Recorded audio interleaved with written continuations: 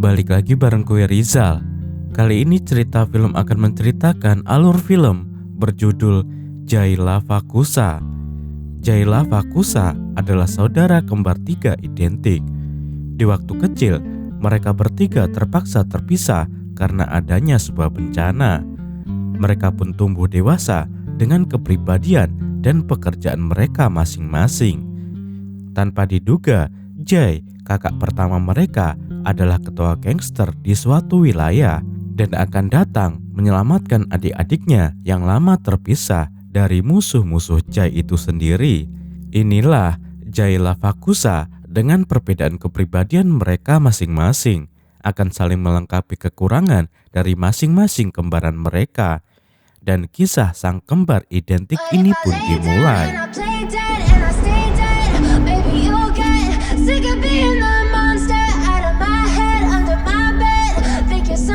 Film ini menceritakan tentang kisah kembar tiga identik, Jay, Lava, dan Kusa yang dirawat oleh pamannya dari pihak ibu mereka. Jay yang menyayangi saudara-saudaranya selalu dipukuli oleh pamannya yang menunjukkan keberpihakannya hanya pada Lava dan Kusa. Karena Jay mengidap lettering atau gangguan bicara dan komunikasi yang ditandai dengan kecepatan bicara yang cepat. Ritme yang tidak menentu dan tata bahasa yang buruk membuat ucapan mereka sulit dipahami oleh orang normal. Di balik keterbelakangannya, Jay memiliki kepribadian yang berbeda dan mencari kehidupan yang sederhana dengan pertunjukan drama panggung. Suatu hari, ibu dari Jay, Lava, dan Kusa mengembuskan nafas terakhirnya. Esok harinya, di dekat sungai kremasi ibunya Jay, semua orang nampak sedih, begitu juga dengan Jay yang kehilangan orang yang menyayanginya. Malam harinya, nampak sebuah teater milik pamannya sedang berlangsung. Lava dan Kusa, mereka berdua mendapatkan peran pemain tokoh utama, namun hanya Jay sajalah yang tidak mendapatkan peran apapun. Ia hanya bisa melihat saudaranya berakting di atas panggung tanpa dirinya. Jay kecil sepertinya sudah tidak tahan dengan perlakuan yang ia terima. Jay kecil ternyata mendapatkan ide untuk membakar panggung tersebut dengan memanfaatkan tabung gas yang terdapat di panggung. Kemudian Jay membuat tabung gas tersebut melepaskan tekanan gasnya yang menyebabkan kebakaran pada panggung itu. Semua orang panik ingin menyelamatkan diri, namun Lava dan Kusa pingsan karena menghirup gas tadi. Dan semenjak kejadian itu, Jay belum pernah kembali ke rumahnya.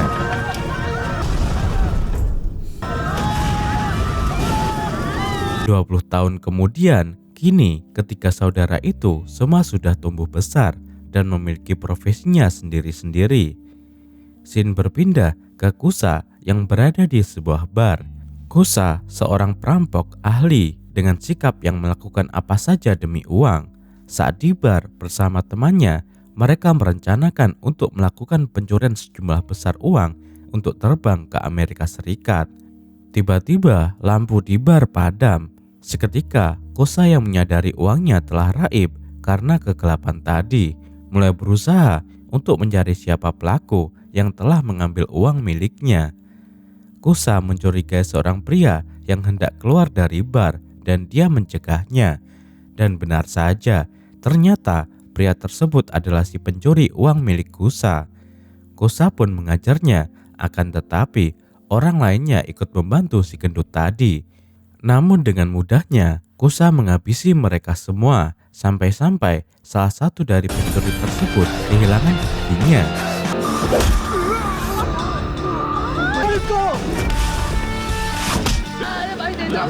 Akhirnya, semua pencuri itu dapat dikalahkan dengan mudahnya. Kusa mengambil karbu dan ditusukkan ke belakang badan si gendut karena telah mengambil uangnya. Saat perkelahian mereka ingin terjadi lagi, sebuah siaran TV tiba-tiba saja menyiarkan kalau pecahan uang 500 dan 1000 rupiah sudah tidak bisa digunakan lagi dan jika ada yang memilikinya harus segera menukarkannya ke bank.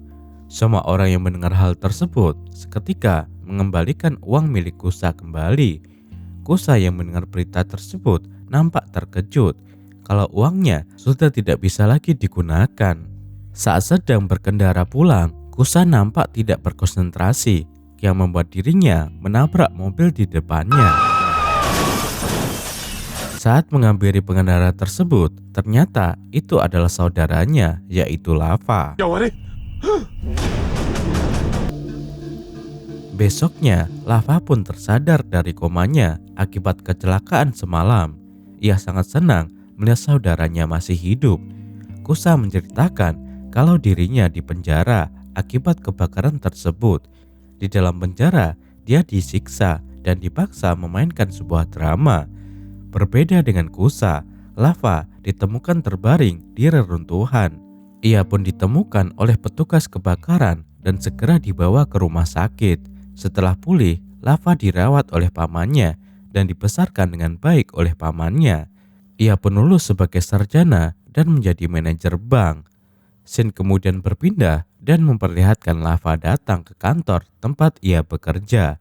Setibanya di sana, Lava terlihat bahwa dirinya sangat ramah ke setiap orang. Kemudian pada malam harinya, Lava lupa dengan janjinya kepada seorang gadis bernama Priya. Lava meminta bantuan ke Priya untuk mencarikannya seorang istri, karena banyak sekali berkas yang harus dikerjakan olehnya. Ia pun sampai melupakan janjinya dengan Priya untuk bertemu di sebuah kafe. Dengan cepat, Lava pun pergi ke kafe itu. Setibanya Lava di kafe itu, ternyata pria sudah menunggu Lava dari tadi. Karena telat, Lava pun meminta maaf ke pria dan memulai obrolan tentang perantara pencari jodoh. Ia pun mendapatkan saran dari pria. Besoknya, mereka berdua datang ke rumah wanita tersebut dan berbincang-bincang dengan orang tuanya. Saat ingin pulang, sepertinya Lava setuju setengah hati dengan pilihannya. Mulai hari itu, pria berhenti menelepon Lava. Karena hal tersebut, Lava terlihat menjalani hari-hari yang hampa tanpa adanya telepon dari pria dan merasakan kalau dia ternyata menyintai pria. Pada saat hari pernikahannya, Lava nampak tenang karena kehadiran pria di sana. Dan pada saat pernikahan ingin dimulai, Lava kemudian mengungkapkan isi hatinya kepada pria yang membuat semua orang di sana terkejut. Bahkan pria hanya bisa terdiam. Calon bapak mertua dari Lava sepertinya sangat marah dengan spontan mengempaskan sebuah nampan ke atas. Keesokannya, Lava datang ke kantor pria karena mendengar kalau keluarga dari wanita yang kemarin marah dan membuat kekacauan di kantor pria. Lava juga ingin meminta maaf secara langsung kepada pria. Setibanya di sana, Lava disambut dengan sangat tidak baik oleh manajer kantor itu, yang sekaligus adalah ayahnya pria. Karena kekacauan yang disebabkan oleh Lava, ia diusir oleh ayahnya pria dan pria juga meminta baik-baik untuk tidak datang menemuinya lagi. Hati Lava terasa hancur dan tak hanya itu, ia juga mengetahui kalau tanah yang ia dipinjamkan ternyata bukan digunakan untuk membantu danau, tetapi untuk membangun sebuah toko bir. Saat di kantor, Lava dituntut oleh atasannya untuk membayar biaya kerugian dari ulahnya, dan jika tidak, ia akan dipenjara. Kusa yang mendengar cerita Lava kemudian memberikan ide untuk bergantian peran.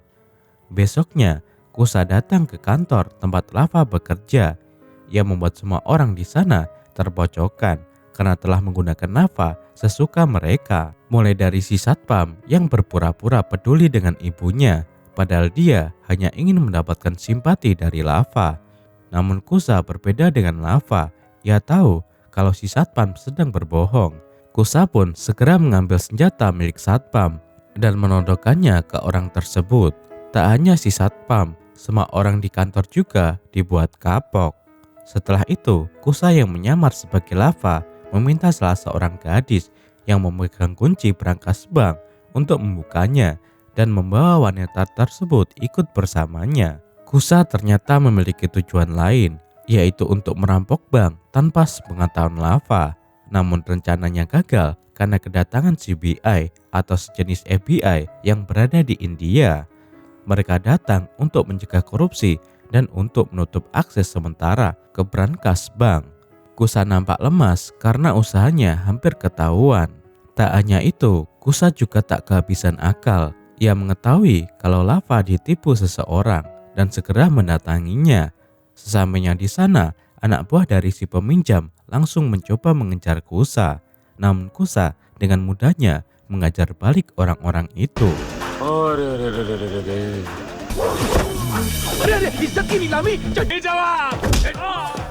Si bos tadi nampak tak percaya akan kemampuan Kusa dan segera memberi uang yang ia pinjam saat itu juga kepada Lava. Namun Kusa tak hanya mengajar para anak buah si bos tadi, ia juga menipu si bos dengan uang 5.000 rupiah karena uang 2.000 rupiah tidak akan berguna mulai besok. Si bos pun setuju dan memberi tambahan uang kepada Kusa. Di lain sisi, Lava yang mengetahui kalau pria akan dilamar seseorang. Dia datang ke rumah pria dan mengatakan semua yang ia ketahui tentang pria. Dia pun mengatakan bahwa dia juga mencintainya, tapi tidak menerima Lava karena keluarganya. Dan dia tidak pernah mengatakan bahwa dia tidak mencintainya dan hanya mengatakan untuk pergi. Malamnya, saat sedang membeli makan di kaki lima, Lava menerima sebuah makanan berbentuk hati yang ternyata itu adalah dari pria. Pria pun segera menghampiri Lava dan mengungkapkan kalau dia juga mencintainya. Besoknya, rumah Lava didatangi polisi karena Lava dituduh melakukan penculikan terhadap pria. Ia nampak kaget karena tuduhan tersebut. Setelah ditanya-tanya, katanya Lava membawa pria semalam dan tak kunjung kembali pulang. Tak lama kemudian, Lava mendapatkan telepon dari seorang rekan yang bernama Via Ranjini di banknya. Ia mengatakan kalau ada rekaman dia mencuri uang di ruang ganti bank. Lava menyadari bahwa Kusa telah menipunya, meminta petugas polisi untuk menemukan Kusa. Kusa yang sudah ditangkap oleh petugas polisi dan diikat di dalam truk, di mana Lava dan petugas polisi pergi. Lava menghadapkan Kusa dan bertanya tentang keberadaan pria. Kusa mengatakan bahwa dia tidak menculik pria, tetapi mengambil uangnya. Lava dan Kusa memberanikan diri bahwa jika keduanya masih hidup, Jai mungkin juga masih hidup. Petugas polisi mengungkapkan identitasnya sebagai KH, yang merupakan mentor Jai, dan mengatakan bahwa nama Jai bukanlah Jai, tapi Ravan. Dia berpura-pura menangkap mereka sehingga dia bisa membawa Lava dan Kusa ke Ravan untuk membunuh mereka. Shin kemudian berpindah ke kereta menuju ke rumah Ravan. Saat di perjalanan, KH menceritakan kisah tentang Jai setelah insiden kebakaran terjadi. Dia mengatakan bahwa Jai sebenarnya sengaja menyalakan api dan kemudian melarikan diri ke kota, di mana pada saat itu KH bertemu Jai dan membesarkannya sebagai anak angkatnya dengan nama Ravan. Ravan sekarang menjadi gangster yang mengerikan, kuat, dan kejam di desa kecil Odisha. Jai berusaha untuk mendapatkan kursi dalam politik, tetapi amarahnya membuatnya menjadi musuh publik. Dia telah membawa mereka ke rumahnya untuk menggunakan Lava dan kebaikannya untuk merayu orang-orang agar memilih Jai. K juga mengatakan bahwa Ravan mempelajari kelemahan Lava dan Kusa, dan masing-masing mencuri pria dan juga uangnya. Setelah mengetahui kebenaran tentang Jai, Lava dan Kusa dibawa ke rumah Jai. Kemudian Jai memberitahu Lava dan Kusa tentang perannya, bahwa dia harus merayu Simran, seorang wanita yang mencoba untuk membunuh Jai. Jai juga mengatakan bahwa mereka harus mengganti pakaian mereka seperti dia dan mengikuti mentornya KH. Lava yang berempati menyadari kesalahannya di masa kecilnya, mencoba mengubah Ravan sebagai Jai dengan bantuan pria. Sementara Kusa mencoba melarikan diri dari Ravan. Sementara itu, Lava berhasil mendapatkan cinta publik saat menyamar sebagai Jai. Keesokan malam, Kusa datang ke kamar milik Simran dan menyamar sebagai pengantar pizza. ia juga membuat teman sekamar Simran pingsan. Sementara Lava dan juga Kusa mengikat Simran dan membuat kesepakatan dengan Simran bahwa dia harus bertindak seperti kekasih Revan, sehingga Kusa bisa mendapatkan uangnya kembali dan Simran bisa membalaskan dendamnya kepada Ravan. Kembali ke rumah Ravan, suatu malam pada saat Ravan sedang menghias bunga untuk Simran, dia dihampiri oleh Kusa dan juga pria. Mereka mengira kalau yang sedang menghias bunga adalah Lava dan bukan Jai. Jai atau Ravan yang mendengar rencana pembunuhan untuk dirinya dan juga kebohongan akan cintanya seketika marah, lalu menendang Kusa dan dia pun mencoba membunuhnya. Tetapi Lava yang melihat hal tersebut langsung menghampiri Jai dan memohon untuk tidak membunuh Kusa. Namun dia malah dicekik oleh Jai. Bahkan Simran yang Jai cintai juga menjadi korban kemarahan Jai. Di waktu yang sama, Jai menerima telepon di mana dia diberitahukan bahwa dialah yang terdepan untuk memenangkan pemilihan. Di suatu malam, Lava dan Kusa menyusun rencana untuk membawa saudara mereka kembali bersama mereka. Kusa kemudian memberikan saran untuk membuat drama yang memisahkan mereka. Dan sekarang drama itu harus menyatukan mereka. Akhirnya mereka melakukan drama di mana gangguan emosional terjadi di dalam diri Jai. Dan mereka mencoba meyakinkan Rafa atau Jai untuk menjadi saudara mereka lagi. Drama pun siap dimulai. Awalnya semua berjalan lancar hingga pada saat bagian Jai berbicara, ia sepertinya terbawa suasana dan meninggalkan panggung. Setelah beberapa saat berikutnya dimulai lagi. Seperti sebelumnya, semua berjalan lancar. Namun karena lonjakan emosional dari Jai tentang masa lalunya, ia pun kembali pergi meninggalkan panggung. Keesokan harinya, anak buah Jai memberitahu informasi pembunuhan ini ke Kusa yang dia kira sebagai Jai. Kemudian Lava dan Kusa meminta izin untuk pergi dari rumah Jai dan mereka berdua mengendarai mobil yang memiliki bom yang melekat padanya. Setelah mereka pergi, Ravan mengungkapkan rencananya untuk membunuh Lava dan juga Kusa. Paman memohon kepada Ravan untuk menyelamatkan Lava dan juga Kusa, tapi Ravan tidak mendengarkannya. Kemudian Paman meminta Kaha untuk memberitahu Ravan agar tidak membunuh Lava dan juga Kusa. Kaha mengetahui bahwa dia memberitahuku saat tentang rencana pembunuhan ini dan mengira bahwa dia adalah Ravan karena mereka bertiga sangatlah mirip. Di sisi lain, Kusa menceritakan rencananya kepada Lava saat mereka mengemudi dan mereka memahami Ravan dan memutuskan untuk mati. Tiba-tiba mobil mereka diberhentikan oleh Sarkar yang ternyata berusaha membalas dendam pada Ravan atas kemenangannya pada pemilihan. Sarkar berpikir bahwa hanya ada 2 anak kembar dan mengatakan bahwa siapapun yang mengungkapkan identitas mereka sebagai Ravan akan dibunuh dan yang lainnya akan terhindar. Baik Lava dan Kusa berpura-pura menjadi Ravan dan dengan frustasi Sarkar menembak Lava. Saat Kusa meneriakkan nama Lava setelah dia tertembak, Sarkar berpikir bahwa Kusa sebenarnya adalah Ravan. Jika orang yang baru saja ditembak adalah Lava, kemudian perkelahian terjadi untuk mencoba dan membunuh mereka berdua. Kusa menghadapi anak buah Sarkar sendirian dan dia juga secara langsung menyelamatkan Lava dari anak buah Sarkar. Selama perkelahian, awalnya dia sanggup mengalahkan anak buah Sarkar sendirian. Namun karena kalah jumlah, ia pun ikut terpojok dan Lava di sisinya. Ravan tiba-tiba datang dan menyelamatkan Lava dan juga Kusa. Namun ia tertusuk sebuah belati. Ravan mengatakan, sekarang Jai berada di depan mata kalian.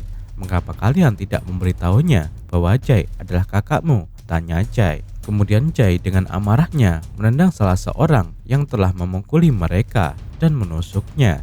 Ia mengambil belati yang masih tertusuk di punggungnya tadi dan mengatakan dia bukan Ravan tapi Jai. Pertarungan pun terjadi kembali.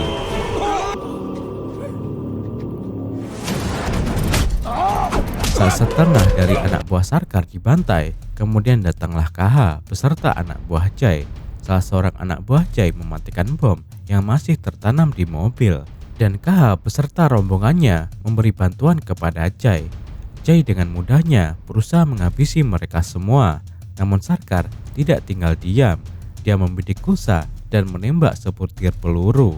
Namun Jay menjadi tameng untuk mereka dan ia pun tertembak. Kusa juga dipukul pada kepala bagian belakang oleh salah seorang anak buah Sarkar. Kusa pun menjekik orang itu dan melemparkannya ke sungai. Jay yang sekarat kemudian bangkit dan masih berusaha melindungi adik-adiknya dari serbuan para anak buah Sarkar. Ia lalu berlari menuju Sarkar dan menghantam sebuah tongkat kepala Sarkar hingga ia tersungkur. Namun Jay diserang oleh anak buah Sarkar dari belakang menggunakan parang. Namun bukan Jay namanya jika diserang langsung tak berdaya. Jay kemudian memukulkan tongkat tadi ke leher orang tersebut dan dia juga masih berusaha menyerang semua orang yang ingin membunuhnya.